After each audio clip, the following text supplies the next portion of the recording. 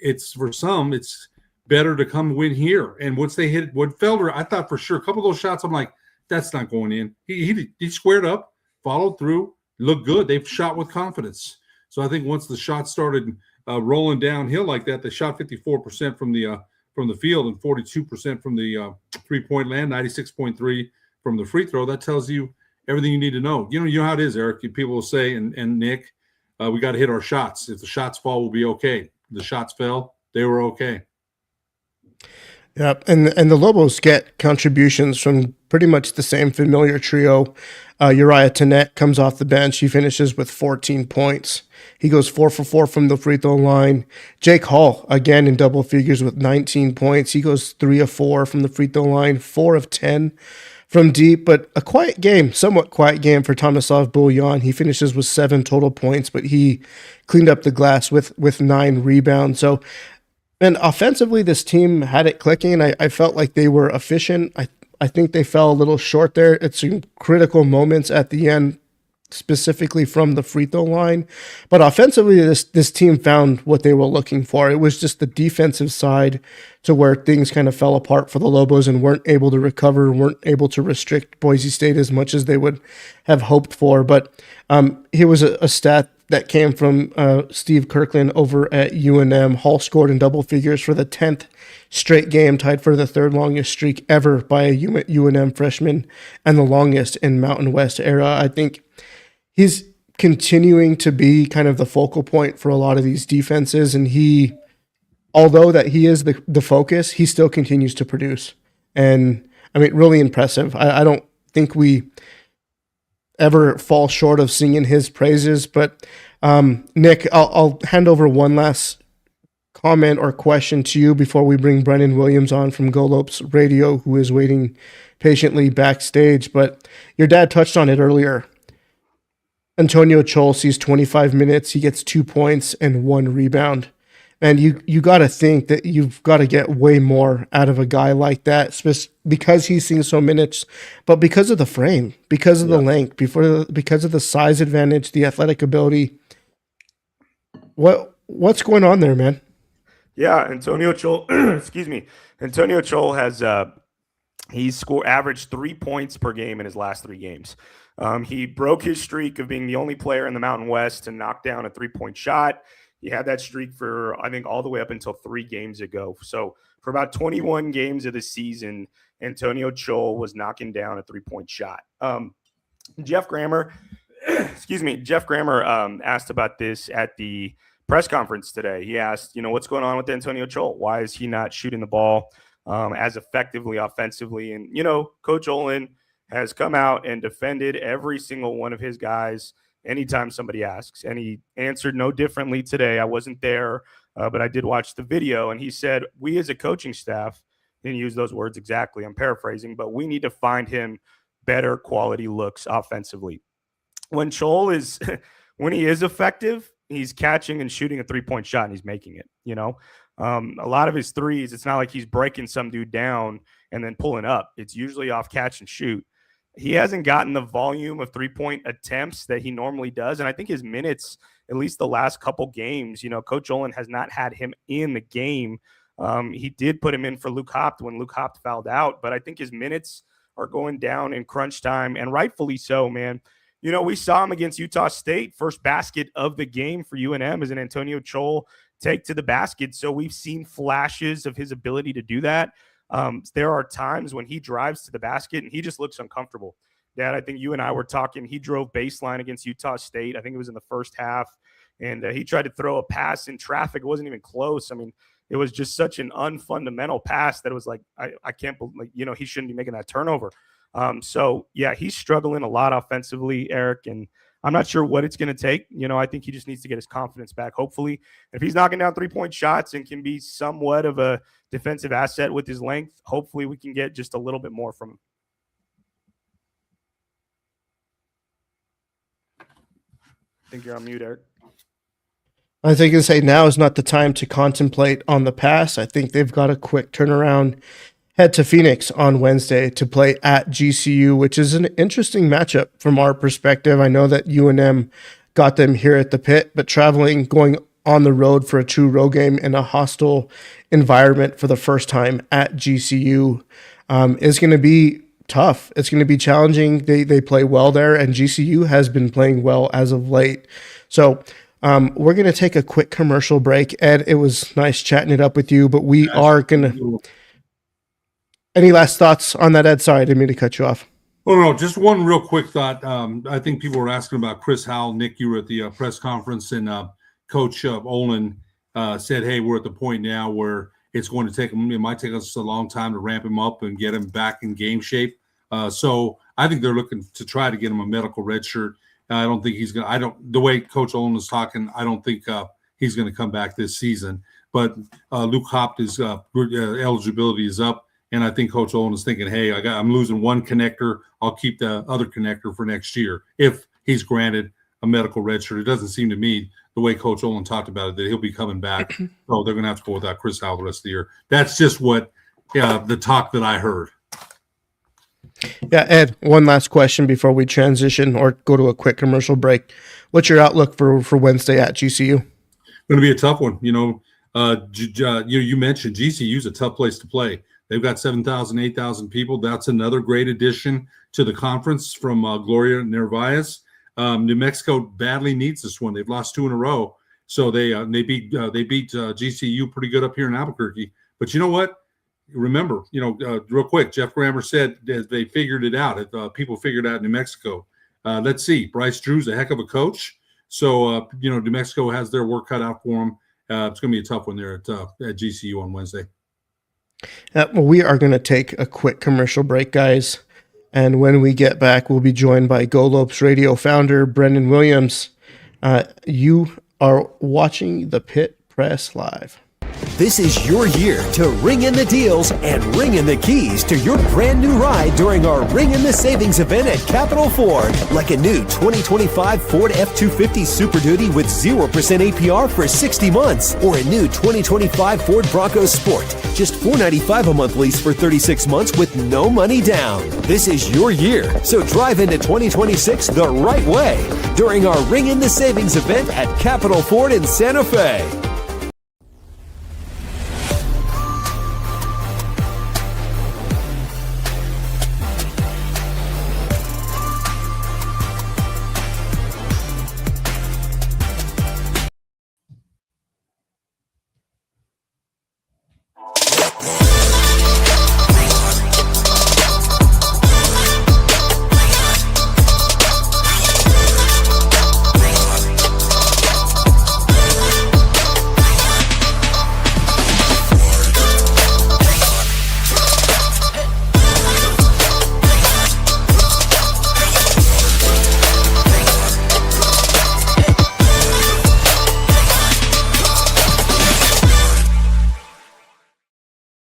Hey, welcome back to the Pit Press Live. I'm Eric Moulton, and as you can see, we've got a special guest joining us tonight, all the way from Phoenix, Mr. Go Lopes Radio himself, Brennan Williams. Brennan, thanks for joining us back on the Pit Press, man. How are you? Of course, doing good, guys. I'm not sure if you've seen college basketball tonight at all. I thought about pulling to Darren Peterson. I know you guys wanted to have me on the show tonight, but in case you saw, he decided to sit out about 30 seconds before the game started with the flu. So thought about maybe pulling the same thing and maybe, cracking open a cold beer on the couch and leaving you guys on red. But no, in all seriousness, guys, excited to be here. Wednesday's looking really good. It feels like Mountain West has been delivering the last few weeks, kind of up to its usual behavior. So really excited to chat about Wednesday with you guys. Really looking forward to it. Yeah, I think us, Lobo Nation, are really excited to get out there and true road game and just kind of experience that road atmosphere. And again, Ed did mention it, like it's just a really solid new addition to the Mountain West Conference that I think a lot of people it's going to develop into a newfound rivalry, which is what a lot of people are excited about. But I want to get to some questions, Brendan. I know that we're going to link up. We actually got some articles kind of on the way, some previews. We actually have some Q&A that we sent over to Brennan yesterday to kind of get up on our website so we can learn more about what's been happening in the GCU world as of late. But Brennan, so Lope Nation and the Pit, right? Two iconic just venues, really exciting. I know that GCU hasn't been as around nearly as long, but when GCU traveled to the pit in the first meeting, they fell to the Lobos 87-64 in the famous Bryce Drew ejection game. I think Bryce Drew might actually have somewhat more of a under control demeanor about him this time around, but he's got his home atmosphere to kind of fall back on. What does your kind of outlook look like for GCU the second time around with Lobos traveling out to Phoenix? Man, well, if you would have asked me about early morning Saturday, I would have said fantastic. And then Saturday happened, and it felt like I was kind of joking with some people. The premise online was you're not really part of the Mountain West until you lose a game to UNLV that you shouldn't. And yeah, I mean, Saturday was very disappointing. Like, there's literally no way around it. Bryce had some tough words post game. I thought, we're very fair. I think there's just, it's just kind of been this team. Like, you're going on 2 or 3 weeks of really good basketball. Things are trending. They kind of answered the bell after they lost at the pit, and, they beat Utah State at home, San Diego State at home. And then, I don't know, man, they go to UNLV and it was really bad. Like, it was really bad. I honestly, I think I would put that one in a worse, I'd probably grade it worse than that Colorado State game. There was that one big run against Colorado State at home without their two of the 3 best players. GCU loses that game. Okay. But Saturday just was really bad from kind of all the important things you want to see. They did not do any of those. And so hopefully it's a one-time thing, flush it, move on. And, they'll come out Wednesday. We've seen them answer the bell a few times this season, but yeah, I think a little deflated. They get the main Fox, nod as well. Like, that was an exciting thing. If you're here in Phoenix, right, it's the golf tournament over the weekend. It's like GCU's on main Fox. The weather's perfect. And then you watch the game and it was just deflating. So, but you gotta just move on to the next. And so excited for Wednesday. Lopes need a little bit of revenge, and hopefully they learn from that first game. I think there's a lot of lessons to be learned from that game. And I've been telling people, like, I think we're gonna get a good idea on both these teams by the first media timeout. Is where are the Lobos after their last 2 losses, and where's GCU after that UNLV? Like, I think we're gonna have a really good idea literally by the first TV timeout. You're gonna be able to tell kind of energy and everything. So yeah, well, I guess we'll get some more answers then, but really looking forward to it. Yeah, man. Well, that's the thing about the Mountain West in conference play. You get a home and away game, and usually that second game, that matchup it could swing anyway, and it's just kind of another night in the Mountain West, right? Not to take anything away from Tom Moser and BJ Rains, but looking at some matchups that just kind of a little compelling to me. Owusu Nane has just been on fire lately. I know that you've kind of been ringing his bell a lot lately for kind of a potential pick for the Mountain West Defensive Player of the Year. He's actually really picked it up, but even on the offensive side, he's knocked down threes. He's been really efficient. Kind of that glue guy, brings a lot of energy. I know that some comparisons kind of look at him as like a Draymond Green type character without some of the antics. But he's going up against Bullion, who, I mean, he's kind of been a double-double machine for UNM as of recent, or at least mostly in conference play. The second time around, how would you kind of look at that matchup heading into Wednesday night? Yeah, the game one, that was kind of one of the more interesting storylines, because you really don't have a great read on how Bullion is against GCU because of the foul trouble. GCU had some of their guys in foul trouble as well, so there wasn't a ton of rhythm down low. And then obviously the big story was Rock coming in and being this pick and pop, sort of crazy threat. He's blocking shots, and so he was really effective. But it's an interesting matchup. Nana on Saturday, every other single guy that played in that game for GCU, I thought the effort was pretty bad across the board. And Nana, per usual, he's got one speed, and it's all he can do. And I don't know if you can ever accuse him of not showing up and playing. Maybe he's going to take a bad shot here or there, but he was awesome on Saturday. He was hanging out a little close to the basket on offense too, which was great. Obviously, he's making his threes the last few weeks, but he's getting to the rim and getting around the rim. We've seen some floaters.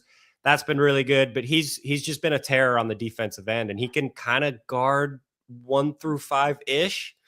So I'd expect to see him on Bouillon a little bit. And, the way Nana plays, he's this mixture of so cerebral. And I always say it's because I did these commitment impact videos and in the summer, and that's when you kind of just watch them and I just kind of react to what we're getting in a player.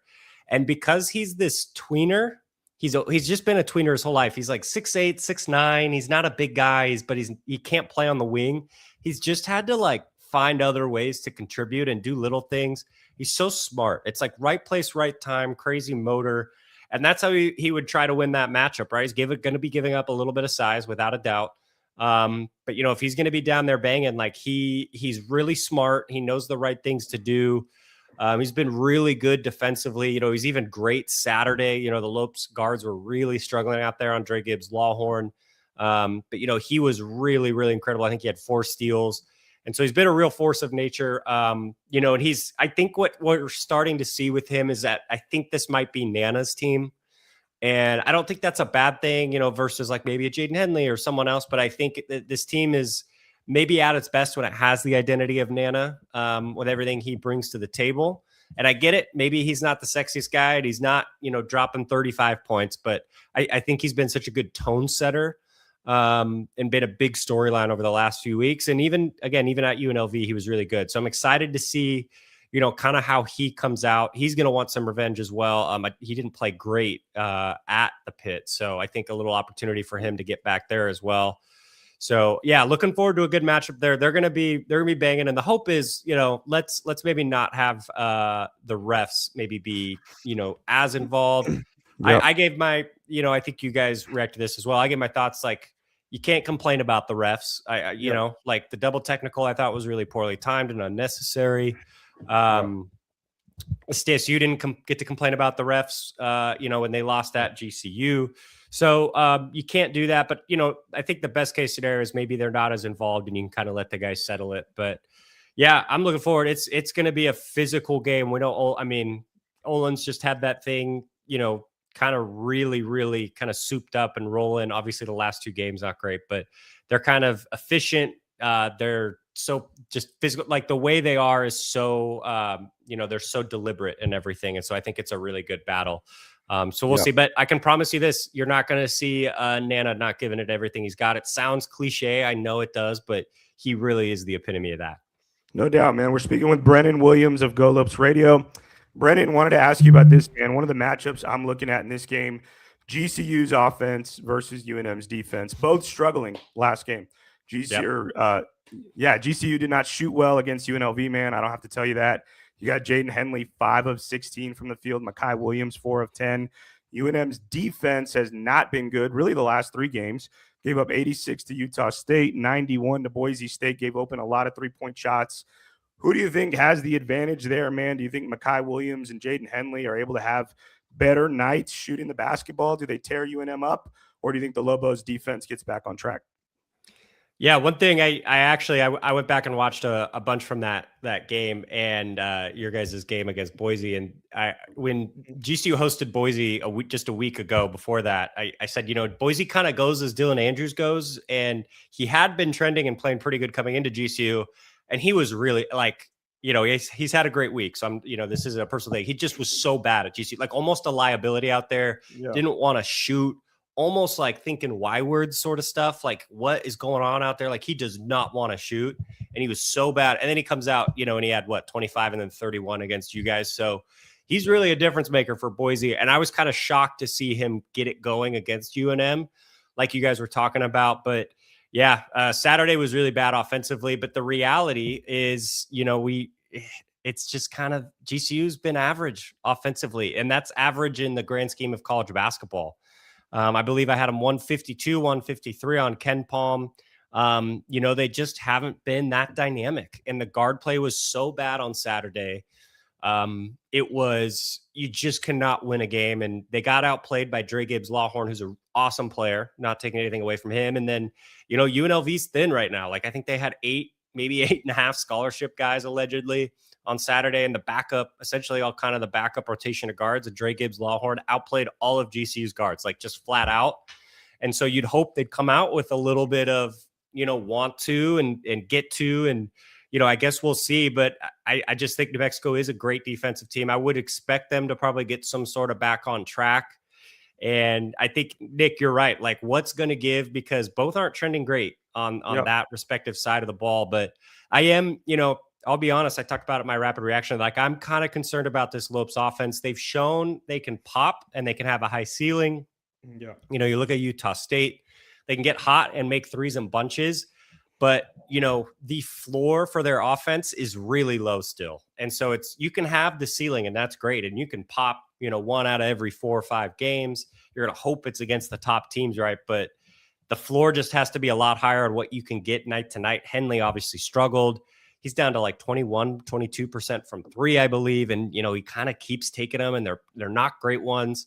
And Mackay hasn't been necessarily efficient. He's been aggressive. So lots of improvement on the guard play.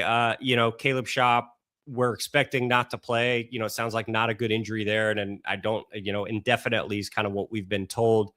Brian Moore Jr. seems to be a little healthier, but man, the guard play's got to improve if they want to do something. We know in college basketball, you can have a big and you can do the whole inside out, whatever you want to say, old school sort of basketball thing. But we know in college basketball, it's all about those dynamic guards. And that's what wins you games down the stretch of the season. And right now, GCU's guards just haven't really been playing great. Yeah. And the offense is really struggling. Yep. Yeah, for sure, man. Brennan, wanted to ask you about the atmosphere inside GCU Arena. Lobo fans think the Pit is God's green earth, and it is. For us Lobo fans, it's got a lot of tradition, a lot of history. We usually get over 12,000 people in the building at least. There's been a couple times where it's been like 10 against New Mexico Highlands Division II. But GCU Arena, I got a ton of respect for the Havocs. Just tell us what that atmosphere is like, man. Do they have like certain chants that they chant? I've heard GCU, but just kind of paint a picture for us on what it's like inside the arena. Well, I think you kind of almost start, and I was fortunate enough when I was actually in school, I was a Havoc leader myself. So back in the day, when a 9 p.m. tip maybe wouldn't drive me insane like they do now. But I had it back in the day, and it was awesome. And I think what makes it so special is, out of the gate, when GCU kind of set their vision for basketball, the in-game experience was built around the students. So you go to so many other places, right? And it's kind of built around maybe like optimization or, suites. And they're getting into a lot of that stuff, and it's coming along, and they're kind of working on, growing those legacy or alumni sort of fans. But GCU is unique in that they have like 2,000 seats, those 3 massive sections, and those are for students only. Like they give them some of the best seats in the whole house to be right there on top of the court. And that's, I think, just the intentionality upon which they do it, I think, is what makes it so special. And you just, at the end of the day, like, they get to be so close and involved in the action, and, they're not thrown in the corner and told to try to make an impact there. They're given a ton of freedom, and I think a ton of investment as well, which is really cool. And so it's legit, like, it's loud.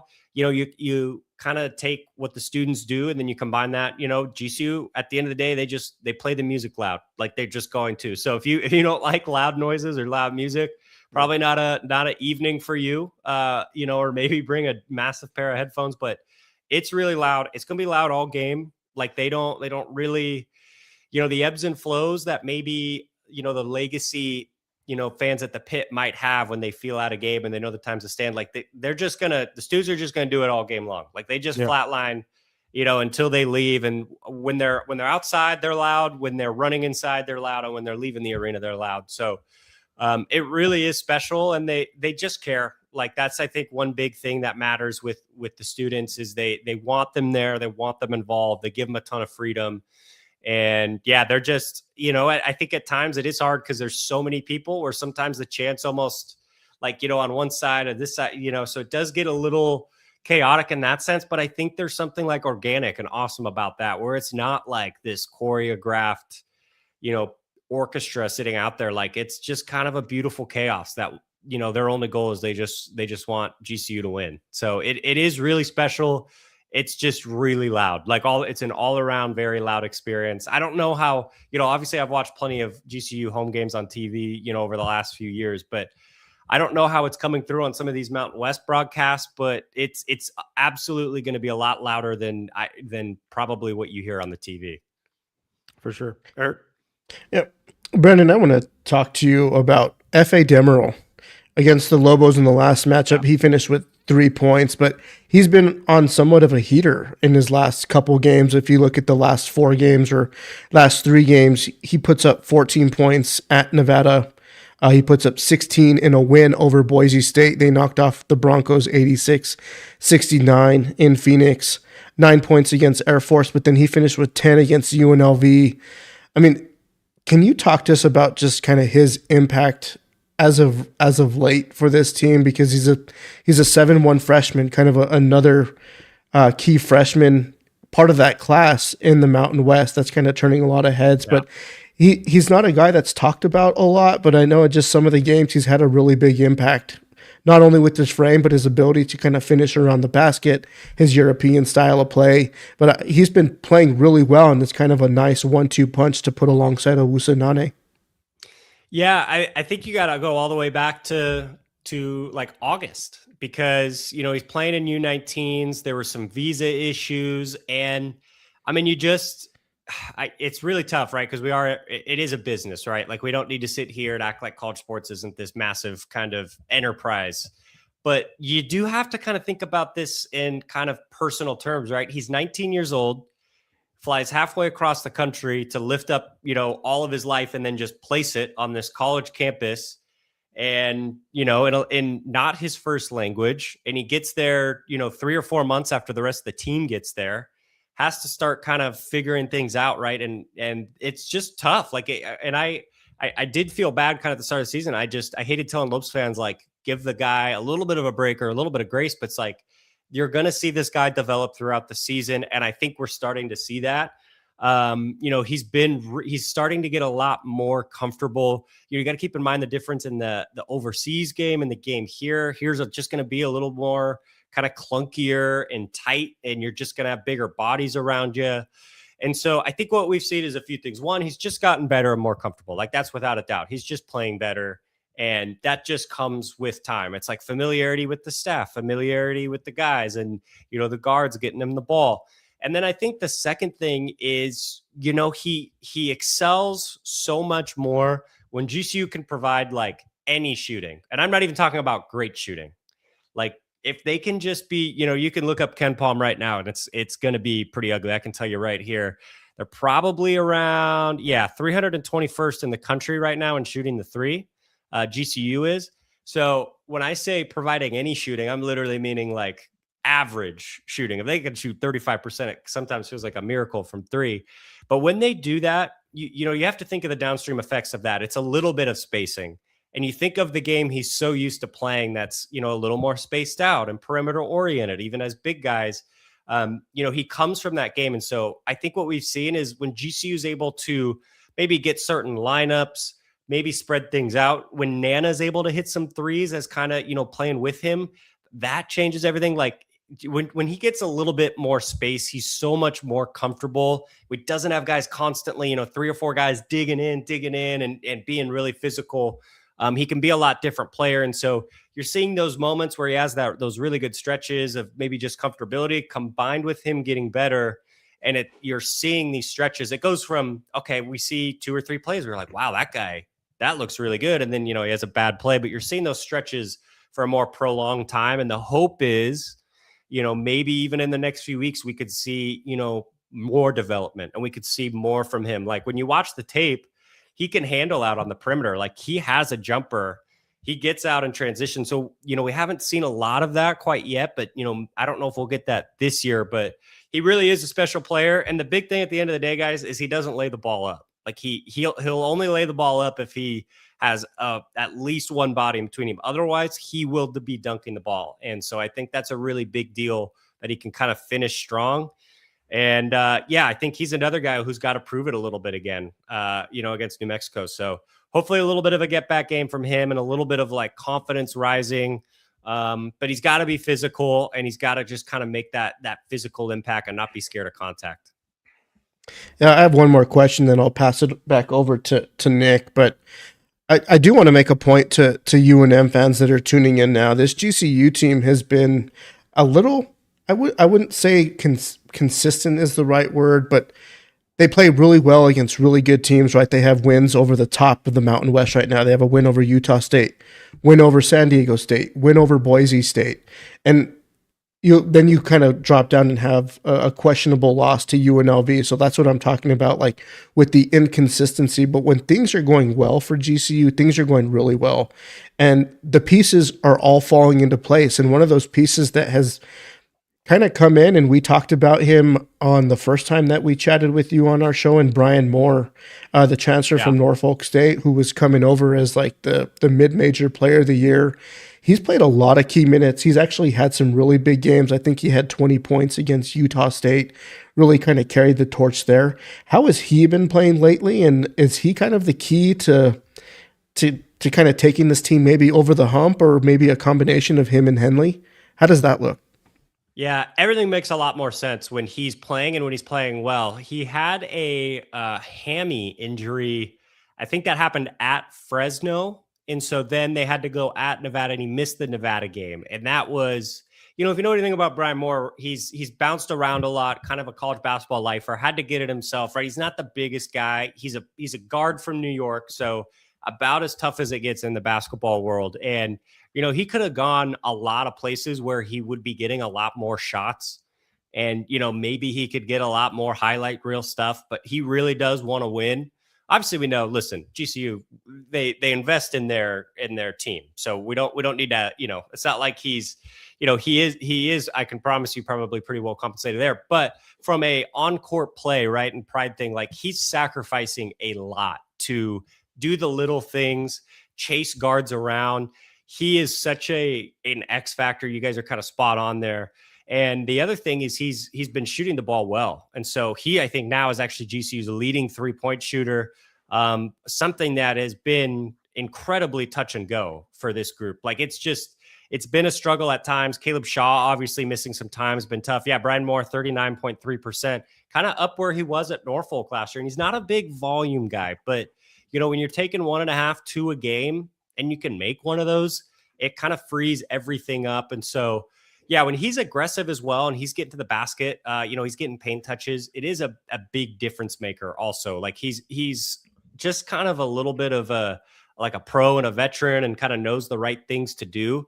So he's not going to make the flashiest play or the craziest pass, but he's going to do a lot of the right stuff. And so it's really important. And it's why, when this thing mixes correctly, it looks really good. You've got this veteran and Brian Moore and Nana Wusu-Anane, and they can do all those little things. And then, you've got guys, maybe stepping up and making threes, Dusty or whoever, they're making those shots, freeing up the space. And then you're seeing FA develop. So they have all these guys that I don't want to say maybe have like 2 or 3 versions of themselves, but when they're all like the best version of themselves, GCU right now, they're a top 20 defense on KenPom, and then offensively, they can be pretty dynamic. I think they had 84 against Utah State. So yeah, it's just, he's kind of the perfect encapsulation of it. And if I got to be honest, right, I love me some Brian Moore Jr., but Dre Gibbs Lawhorn had every single guard they put on him in absolute purgatory. I mean, they could not guard him. They weren't getting through screens. They were, trailing him while he was coming off these screens. They're stuck behind him and they want to reach in, but they don't want to foul. And he'd go up and they'd foul him. And, then he'd get a step back 3. And all those guards, I think they got to be a little bit motivated. That film session had to be absolutely brutal. It looked tough in real time, but they could not guard Dre Gibbs Lawhorn. And so I think all those guards have to be super motivated coming into Wednesday because, yeah, the film was bad. And Brian Moore Jr. is an awesome defender, like a really, really good defender. And they all got torched. And so, yeah, we'll see what sort of, bounce back he's got as well. But he's healthy now. Obviously, the hamstrings they can be kind of tough. The only thing that's good is time for that. So he was on a minutes limit for, maybe I think the first 2 games, but he's kind of back to normal now. So, yeah, they need the best version of him because when he's shooting the ball and he's defending and he's kind of that pit bull, he's a massive, massive difference maker. And he's just a veteran. And I think that's something, hopefully that should matter on Wednesday. It certainly didn't matter in the first matchup, which was really disappointing to see a bunch of freshmen on New Mexico acting like 6-year veterans. Yeah. And then, GCU's older guys not really ready for the moment. You'd hope that's something that flips, but interested to see how he bounces and all the guards bounce back because there's some tough matchups on, for the guards for the Lobos. Yeah, and I wanted to ask you about that, Brennan. I think that's a great transition. The last time these teams played offensively, UNM had a very efficient night. Jake Hall, 22 points, 7 of 12 from the field, only shot, I think, 3 threes in the ball game. So, Uriah Tenet, Dayton Albury both scored in double figures.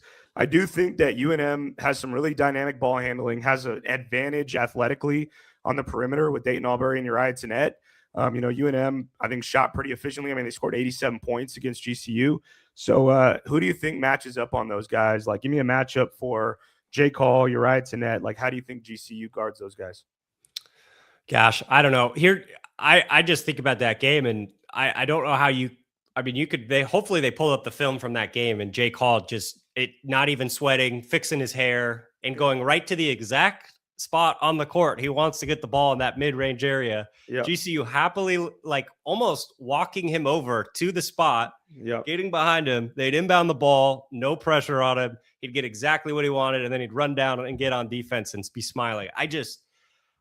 That was massively disappointing. They gave him zero sort of like fight, like nothing. He was able to catch the ball wherever he wanted, in his spots, get to whatever shot he wanted. He was able to, pass out and relocate and get to whatever spot he wanted. That was a massive disappointment in that game. Obviously GCU was in that game for, 25-ish minutes. Yeah, that's true. But man, that was just, I hate to say kind of unacceptable, but really shocking to see them, and part of it, that I was writing in the article we're doing, but part of it is, listen, if he gets those spots and you beat the heck out of him and you make it tough, obviously without fouling him, and he makes the shot, it's like, okay, whatever, that's fine. But what they did last game just was very strange. They just were not providing any resistance. And so I think overall, that's the first thing you got to look at. And a guy like Tenet, who, I find him really unique in an Olin system where it kind of feels like he gets the car keys and Olin's kind of like, I'm going to look away.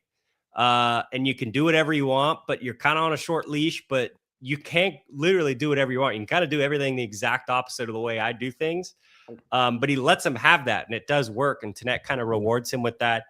But as a, what's he listed at? He's maybe listed at 6 feet, but I don't know about that with Tenet. I mean, obviously the athleticism's there, but like, you're telling me a 6 foot, freshman guard's going to come in if you're, Jaden Henley or Brian Moore Jr. and going to, give you that many problems, so I think there's some pride where you got to start there and some fight.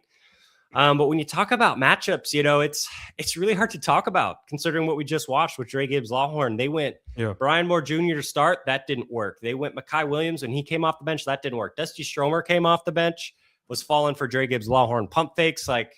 So it's hard to, kind of say, like, they've got these options and guys that are good defenders. But they didn't do a great job against New Mexico, and they didn't do a good job on Saturday against a guard. Now, some of that's going to be a little bit different sort of style and looks, but, I think those general principles apply. And so I don't know if, maybe they need to look at going Henley with just like the length. I don't know, but with Hall, but that's kind of, to me, priority number one is just getting Hall out of his spots. Cause obviously he's really dynamic and really special, but got to make him work. And that, he didn't really have to work a whole lot in the first matchup. I think if we can probably just say that, being honest, he was very comfy. I was watching the post-game interview with him, and it was like, did he even play a basketball game, or he just looked like he was hanging out, So right. Yeah. Got to provide some resistance on that. For sure, man. I can tell you this as a Lobo fan, I am super nervous for this game, considering how we're playing going into GCU Arena. Yeah. I really do think this is gut check time for Eric Olin's Lobos. It's all well and good to say the right things in the press conference, and they're saying all the right things. They want to get back to the drawing board, but this is a huge test on the road in one of the most difficult environments in all of college basketball. So I don't know, man. I'm not really sure how I'm feeling about it. I'm not trying to put you on the spot because I don't know how I feel about it, but are you leaning one way or the other? Does GCU get the win at home, or think the Lobos steal one from them? Yeah, I think I'm going Lopes here. They've had some moments where you're thinking, oh my gosh, is this season potentially going to fall apart? You got the Youngstown State game, and it's like, oh my gosh, we did not just do that at home. And then you go to St. Louis, and now we have a little more hindsight on that. That St. Louis is very, very good. but that was just a disaster. And then you've got the Colorado State thing, right? So all these things have happened, but the Colorado State thing happened. And then 2 days later, they're in Boise, essentially they kind of threw that whole program into a wrench. I think the fans hating Leon Rice for what he's saying in the pressers. He's calling people out for not being there. So they were able to kind of galvanize themselves there. And I think you guys are right. Like this team, when they are clicking and it's good, they are legitimately really good and awesome, this GCU team. And I think they're due for one of those really good games. Obviously, the Air Force, it's hard to gauge anything with Air Force, last week. But the Boise State before that was good. And then, the UNLV lapse. I don't know if there's some road woes there as well. There's been some chatter on our message board about, if you're not going to schedule tough in the non-conference and you're not going to go play tough road games, I don't know what you expect when you go on the road to UNLV. Like you just might not be ready for something like that. So I don't know if it's a road woes thing or what it might be, but I do think I'm taking a Lopes bounce back here. One thing I was thinking about, I don't think this is a New Mexico disaster. I was looking through it a little bit, the 2 games. You get Utah State, and I think Utah State had their quick kind of, come to Jesus moment, right? Like things went bad, and the UNLV game was obviously really bad after the GCU game. I think he just got them at the bad time. And then you could look at the Boise State game as, again, kind of, getting them at the wrong time as well. The Dylan Andrews kind of going nuts.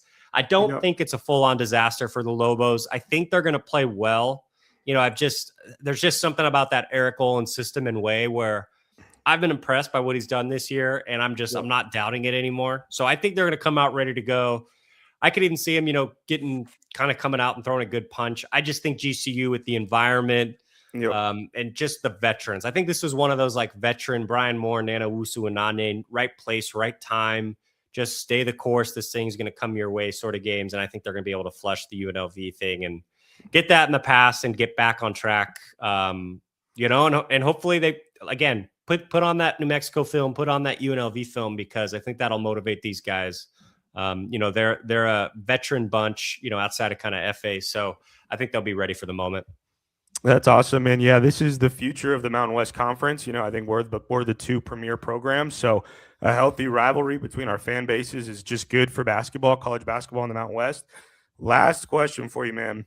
With the news breaking that North Dakota State is entering the Mountain West Conference as a football-only member, I thought I saw something on X, and you can't believe everything you read on X, but I thought I saw somebody post something about Gloria Navarez saying GCU should get a football program. Do you think a football program could be down the way for GCU sometime in the next 10 years? Well, I'm glad it's that question. I thought you were going to put me on the spot with this Amari Bailey drama that's been going on here over the last week. So we're going to ask you about that too. I was like, maybe I am dipping out of here really quick. No. Yeah. So the football thing is tough, right? I think GCU's comfy with where they're at. They've had plenty of opportunities, by the way. For football chatter's been there for, essentially since, President Mueller came over from University of Phoenix. The chatter's been there. And I just think there's too much infrastructure that comes with it. There'd just be so much time and investment and just stuff and drama. Now, here's the thing. GCU, listen, they've got a really good student base, so you'd have a pretty awesome environment. Yep. There's a ton of talent locally. Obviously, ASU has been able to kind of tap into that a little bit. But yeah, for the most part, I mean, it is kind of crazy. Like Phoenix has been a hotbed for a lot of really good teams. Like there's a lot of talent here. And so maybe there would be an opportunity there, but I would say really doubtful. Maybe if President Mueller were to retire, I don't know when that's going to happen, but someone else comes in that wants to be a little more football forward. Especially with how fluid things are in college sports right now, I don't know. Like, what if college football doesn't even exist in 6 years and it exists in some weird other fashion that who the heck, I don't even know at this point. Right. So I think just with all that going on and the basketball side of things, they're able to really invest in, it does, obviously we know football's the breadwinner, but they do love their other sports. Like they genuinely do. They set really tough expectations. They don't let any program go to the wayside and struggle for multiple years without, kind of really looking at it in the mirror. I think they have a big plan coming up for women's basketball on an investment side of things. So I think that's kind of something to come. I think they have a big vision there. Yeah. But it would be awesome. I'm not going to lie, but I think it'd just be too much infrastructure and stuff that you just have to already have. Like, you got to have a stadium already ready to go. Like, the permits and this and that, so then we're talking 2 or 3 years out to have a stadium that's even viable. Yeah. If it could happen in a, snap of a finger, it'd be really awesome. I tell you that. And they'd get a ton of energy, a ton of investment, and a ton of excitement around the program. I know that for sure. And I know they best foot forward, but no football for now. I think, maybe a new regime comes in, but for now I wouldn't expect it. Fair. Eric? Yeah, and we're not going to let you off the hook that easy, Brennan. I do want to talk about the Amari Bailey thing. Yeah. News broke, was it last week, that Amari Bailey, he formerly at UCLA, he gets drafted in the 2023 NBA draft. He ends up signing with the Charlotte Hornets on a 2-way contract. I actually think he played in 10 games, but he will be there Wednesday on an official recruiting visit. They're going to pitch him their vision, their plans to kind of bring him in. Obviously, he would need a judge's ruling in order to come back and play at the collegiate level. But with the way things have been going recently, I think there was actually a ruling today for an Alabama center that got denied by a judge. So he would have to go kind of through the same due process. But I mean, when you saw that and you being so closely tied with GCU, what was that reaction like?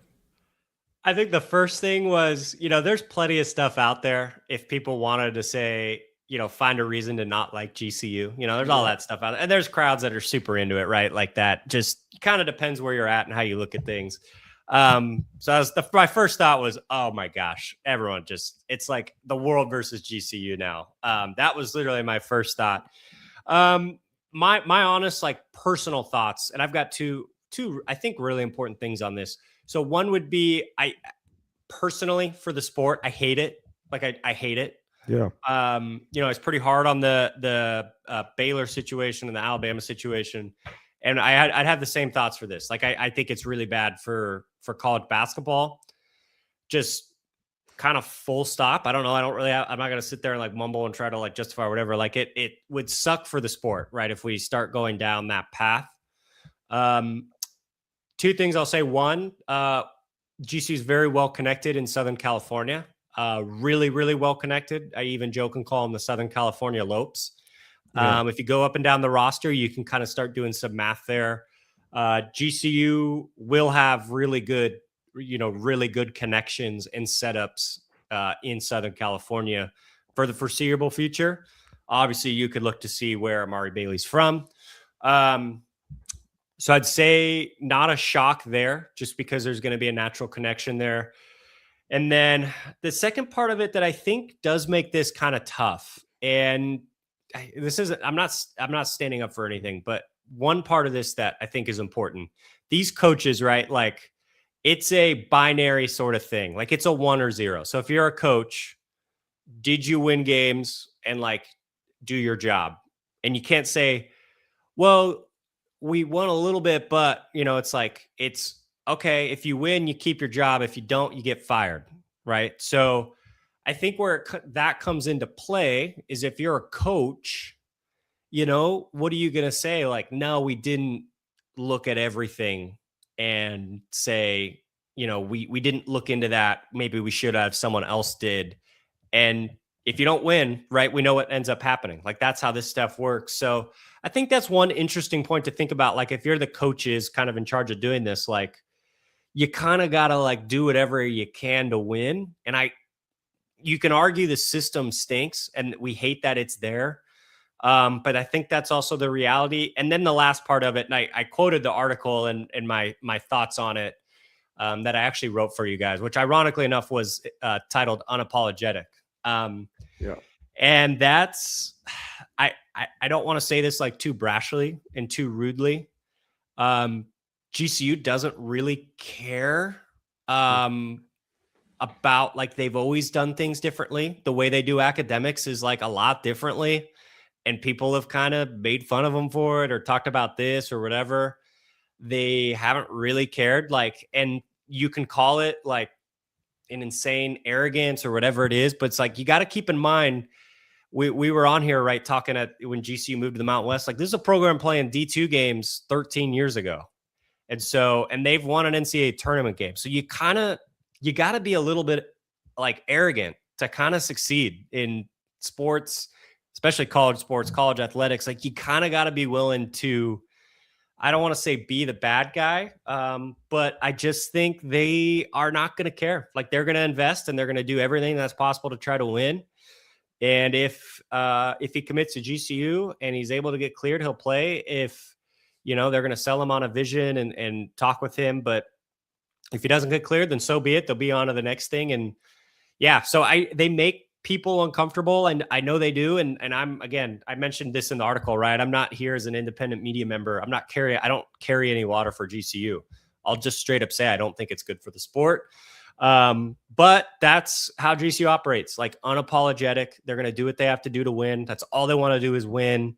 And, if obviously I wouldn't say a few people, but the Twitter people, they're not going to be like, oh, you know what, let's not do this because some people aren't going to like it online. Like that's just not how GCU operates. And so, it'll be an interesting thing to watch unfold. I can say this enough, on your guys' show, like, again, they're well connected in that scene and in that situation. So if it's something where he does get cleared, I'd feel really good about GCU, potentially getting his services if he's cleared. But, a lot of work between now and then. There's gonna be a lot of scuttlebutt online, and so be it. But yeah, he'll be at the game Wednesday, and GCU will kind of do their usual vision casting. So yeah, there it is, Boise. Yeah. And that's great. That's what you got to do. I will say on top of that, it's really bold, right? And you have to be bold in today's day and age. You have to continue to challenge the system because the system's so in flux right now that you don't know what you're going to be able to get away with.